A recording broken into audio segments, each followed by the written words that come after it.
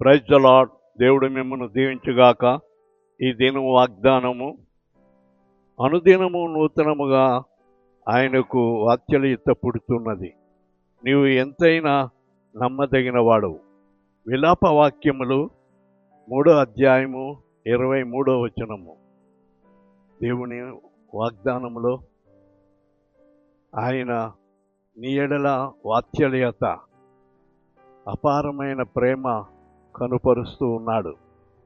నీవు ఆయన ఎడల నమ్మకముగా ఉంటే ఆయన దినదినము ఆయన వాత్సల్యత నీ ఎడల పెరుగుతూ ఉంటుంది. దేవుడి వాగ్దానం నీ వెనుకడల ఆశీర్వదించుగాక. ఆమేన్.